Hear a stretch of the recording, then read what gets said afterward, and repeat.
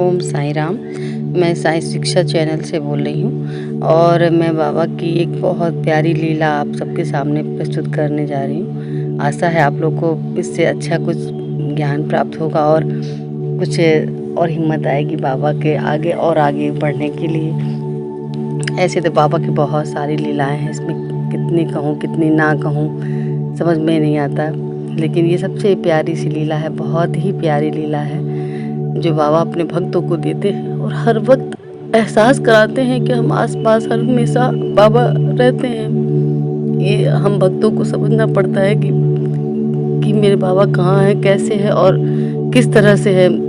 तो वही मैं एक अच्छी सी लीला आपको बता रही हूँ। ये मैं 2019 में शिरडी गई थी।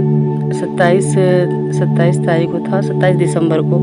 तो मैं जब आई और फिर हर साल जब साल पूरा होता है तो मैं उस दिन उनका बाबा का मतलब जैसे साई संध्या में करती हूँ हर साल, कि मैं उस दिन को यादगार बनाना चाहती हूँ जो मेरे जीवन में बाबा ने बदलाव किया। मेरे जीवन में एक नया सब कुछ ही मतलब नया ही रहा।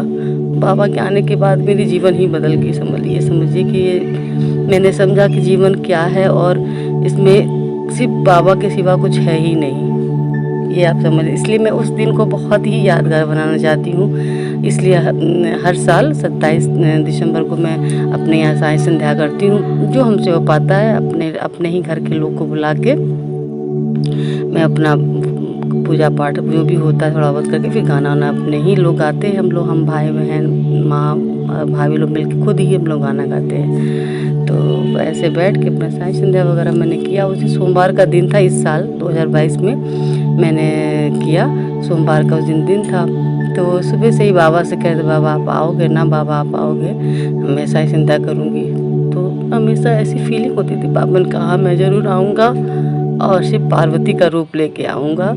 तो मैं ज़रूर आऊँगा, शिव पार्वती का रूप लेके आऊँगा। ऐसे ही बाबा ने बोला, मुझे अंदर फीलिंग ऐसे आई। मैं अपना खुश थी खूब, अपना जो मुझसे बन पाया, जो प्रभु के प्रति मैं क्या करूँगी, बाबा ही सब करवाते हैं। वो तो बस एक नाम है कि मैंने किया। तो वह मैंने मिसाई जो भी व्यवस्था थी की, मैंने पूजा पाठ जो भी किया, गाना वाना फिर शुरू किया। हम लोग गाना गाए, कई गाने गाए बाबा के जो होते हैं। फिर ऐसे गाना गा रहे थे, बहुत देर हो गया। तो फिर मेरी भतीजी थी, उनका बुआ रिकॉर्डिंग करे। मैंने कहा हाँ एक आध फ़ोटो लो या एक रिकॉर्डिंग करो। पहले तो बाबा की फ़ोटो खींचो मैंने कहा, तो वो अपना पिक लेने लगी फ़ोटो। तो मेरी जो तस्वीर वगैरह बहुत सारी हैं, लेकिन एक तस्वीर को मैंने बीच में द्वारका माई मान के रखा है। मतलब जैसे एक मंदिर में है और एक द्वारका माई बना के मैंने बाहर मतलब उसी कमरे में बगल में मैंने रखा है टेबल पर। तो वो जब फ़ोटो ले रही थी तो हम भी लोग ले रहे। फिर मैंने कैमरे में ही देखा तो बाबा अजीब से लग रहे, मतलब अजीब से क्या, मतलब वो नीले पूरे पड़े थे सारे, उनके पूरा शरीर पूरा नीला था समझ लीजिए। जो मेरे फ़ोटो में वाइट है वो मतलब 5-6 उसमें फ़ोटो पिक्चर है। एक मैं आपको इसमें दिखाऊंगी कि फ़ोटो कैसा है। तो वो जब मैंने अपने मोबाइल से मैंने लिया तो उसमें नीला नीला चेहरा बाबा का आ रहा था। मेरे भाई कह रहे देखो भोलेनाथ आ गए।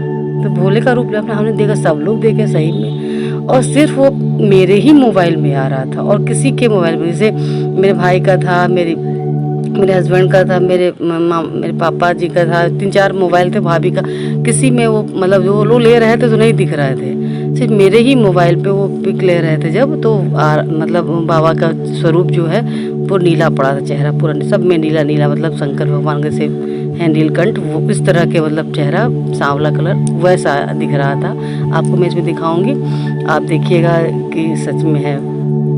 तो वो देखे तो फिर हम लोग बहुत परेशान, मेरे हस्बैंड आए, कह रहे देखे जाए। तो उन्होंने अपने मोबाइल में देखा तो कह रहे मेरे मोबाइल में तो आ नहीं रहा, आप में कैसे आ रहा? तो मैंने कहा देख लीजिए। फिर लाइट वगैरह सब बंद किया कि सब कुछ ही, किसी एक लोगों को डाउट भी हो जाता है ना, जैसे सब लोग पूरी तरह फेथ नहीं कर पाते हैं। तो एक कुछ लोग डाउट, मेरे हस्बैंड थोड़ा बहुत है, आते जाते रहते डाउट होता है, कभी अच्छा विश्वास होता है कभी नहीं होता है। तो इस तरह का उन्होंने कहा चलो लाइट बंद करके देखो कहीं लाइट से रिफ्लेक्ट नहीं और कर रहा है। तो फिर वो देखे तो कुछ भी ऐसा कुछ भी नहीं था।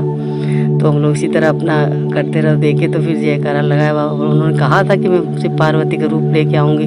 और हाँ, उन्होंने ये भी कहा था कि बाबा आपको दुपट्टा आपके लिए लाए कि क्या लाए, तो बाबा का नहीं, चुनरी खरीद के लाना। बाबा ने कहा, खुद ही बाबा ने बोला कि मतलब मेरे फीलिंग ऐसी पूरी आई कि चुनरी लाना उस दिन। तो इत्तेफाक से मेरे घर में उतनी बड़ी चुनरी थी, कभी रहती नहीं, छोटी मोटी रहती, लेकिन इतनी बड़ी चुनरी थी, वो जितनी बड़ी मूर्ति है। तो मैंने चुनरी से बाबा को फिर उड़ाया भी था और बहुत देर तक उसी तरह रहे। और दिया वगैरह भी मतलब अच्छे से बाबा अपना रूप दिखाए कि मैं देखो मैं आ गया।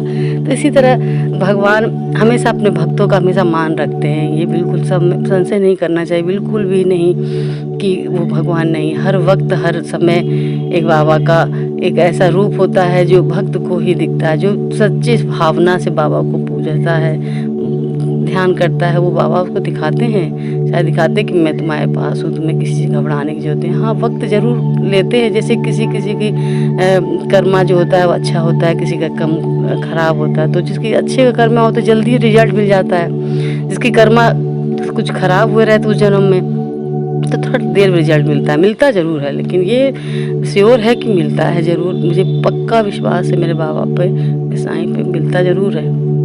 ये आप सभी भक्तों के लिए एक छोटा सा अच्छी सी बहुत प्यारी लीला आप लोग सामने दिए। आशा है आप लोग इसको लाइक करेंगे।